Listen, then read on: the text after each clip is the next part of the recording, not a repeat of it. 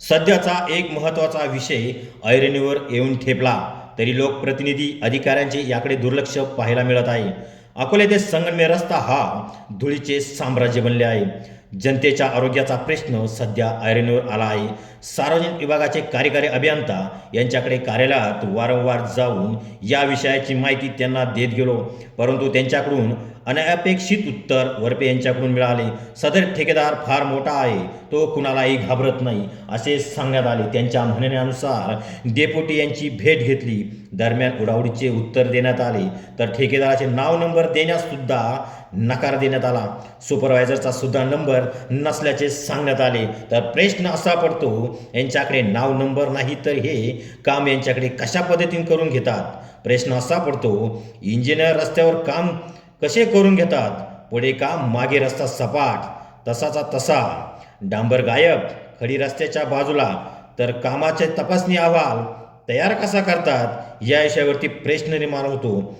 असा उभा राहतो. संगमनेर ते बारी 100 ते 150 कोटी रुपयांचा हा हॅम अंतर्गत पैशाची लूट झाली नाही ना. प्रश्न असा पडतो, जर लूट झाली असेल तर कोण कोण साथीदार असेल, कारण आतापर्यंत फक्त डोळ्यात धूक झोकण्याचे काम केले गेले. जनता गाडी शोरूममधून गाडी काढताना कोट्यावधी रुपये टॅक्स भरते. RTO गाडी अडून फाईन मारतो, मात्र सेवा हवेत, बरगड्या ढिल्ल्या होणारे खड्डे, गुडघ्या एवढे खड्डे, रस्त्याची दुर्दशा, धुळीचे साम्राज्य, जनतेच्या हातोनात हाल. कोणाचे टंगडं मोडलं जातं तर कोणच्या बरगड्या मोडल्या जातात तर कोणत्या गाड्यांचे चाक तुटले जाते. याचाच का टॅक्स जनता देते?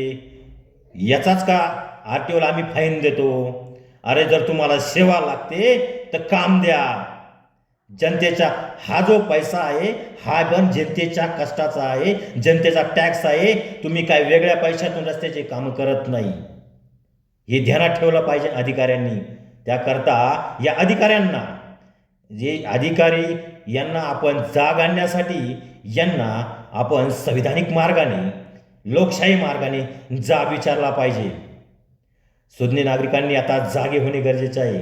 हे सरकार, हे अधिकाऱ्यांचे, ठेकेदारांचे पगार आपल्या पैशातून होते. गलेलठ्ठ पगार असणारे अधिकारी वरच्यावर हात मारतात, ठेकेदारांना सोबत घेऊन पैशाने आपले घर भरवतात. जागे व्हा, एकत्र या, विचारा, अधिकाऱ्यांना जाब विचारा. आम्ही देतो, टॅक्स देतो, आम्ही फाईन पण द्यायला तयार आहे, परंतु तुम्ही सुविधा द्या. गलेलठ्ठ पगार असणारे या अधिकाऱ्यांना जाब विचारण्याची आता वेळ आलेली आहे. या व्यवस्थेला जर धडा शिकवायचा असेल तर कुठला मंत्री, संत्री, आमदार, खासदार तुमच्यासाठी धावून येणार नाही. कारण दिशाहीन झालेले सर्व त्यांना इकडून तिकडे जाण्यात, जातीवाद अडकण्यात सोडून जनतेचे प्रश्न सोडवण्यासाठी वेळ यांच्याकडे राहिलेला नाही. सर्वसामान्यांना, जनतेला आता समोर यावं लागेल, एल्गार करावं लागेल. चाललेल्या भ्रष्टाचाराचा चेहरा लवकरच समोर आणण्याचा प्रयत्न केला जाईल. धन्यवाद. पहा रस्त्याची अवस्था बघा.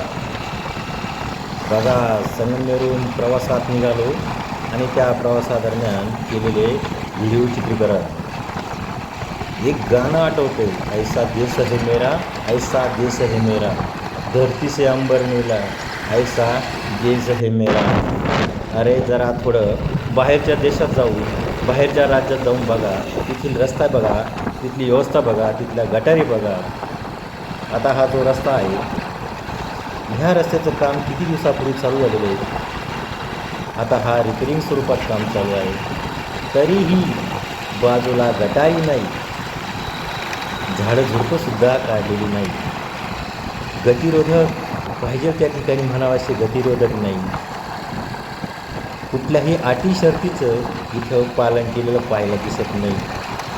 बघा, खडी एका बाजूला, डांबर कुठं आहे? हवेत गेलं की काय पाणी झालं काय, वाऱ्यात उडून गेलं का काय? बघा खड्डे बघा, चट्टे बघा. अरे किती लोकांचा परपंच उद्ध्वस्त होऊ राहिलेला आहे. बघा बघा ह्या अवस्था बघा. बघा बघा सरकार, फडणवीस साहेब बघा. बघा आपल्या राज्यात काय चाललं आहे. जरा खालच्या पातळीवरून बघा आपल्या राज्यात काय चालू. बघा बघा बघा चंद्रावरसुद्धा एवढे खड्डे नसतील, एवढे संगमनेरचे अगोदर राज्याचे खड्डे. लोकांच्या नद्यात धूळ जाते, लोक आजारी पडतात, दवाखान्याचे बिल भरू थकतात. एकतर शेतीमालाला बाजारभाव नाही, वरतून शेतकरी या रस्त्याने आपलं जीवन आपला माल घेऊन मार्केटला ह्याच रस्त्याने संगमेरसारख्या मोठ्या बाजार समितीमध्ये आपला माल घेऊन जातात. रोज अकोल्याच्या दिशेने संगमनेरच्या दिशेला टोमॅटोच्या पिकअप भरून जातात आणि ह्या रस्त्याने आपले हाल करून घेतात, आपल्या आरोग्याची नुकसान करून घेतात. सरकार जागे व्हा, सरकार जागे व्हा. हल्ल्या लोकांना जरा तुम्ही जा विचारा की कोण चुकतं आहे, का तुम्ही चुकतात का खायचे लोक चुकतात, कारण की काय होतं आहे का तुम्ही लक्ष देत नाही का फक्त इकडून तिकडं जाण्यामध्ये तुम्हाला आनंद दिसतोय. जातीवादामध्ये तुम्हाला अडकवण्यात सरस्व दिसतंय. जरा जागे व्हा, तुमचं कमांड ठेवा. जागे व्हा, जागे व्हा, जागे व्हा. जनतेचे हाल करू नका. टॅक्स घ्यायचा असेल, आठवडं जर फाईन मारायचं असेल तर जनतेला सेवा द्या. तुम्ही वेगळं काय करत नाही, आमच्या जनतेच्या टॅक्समधून तुम्ही हे सगळं काही देतात. ते पण तुम्हाला होत नसेल तर असा मोठा प्रश्न निर्माण होतो.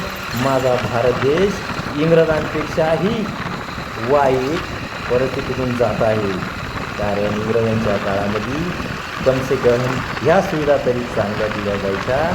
कारण आता हे पाहून मला ब्रिटिशांची आठवण यायला लागली आहे.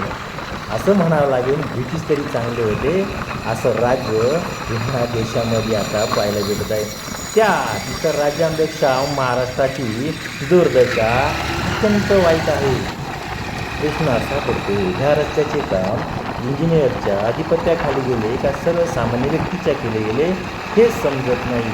रस्त्याला पुढे सपाटीकरण नाही. एका बाजूला काना तर दुसऱ्या बाजूला खड्डा तर तिसऱ्या बाजूला तळ, खालीवर खालीवर खालीवर करत गाडी ह्या रस्त्याने चालवायला लागते. जनतेचे हाल करू नका. जरा आता जागे व्हा, जागे व्हा, जागे व्हा आणि जनतेला सेवा द्या. जनतेचे रक्त बोटियासारखी ठेवू नका. जागे व्हा, जागे व्हा, जागे व्हा. आज तर तुम्हाला फक्त जाग आणण्याचे काम केले, यानंतर वेगळ्या भाषेमध्ये बोलावे लागेल, जनतेला जागी करावं लागेल. हे ध्यानात ठेवा. धन्यवाद.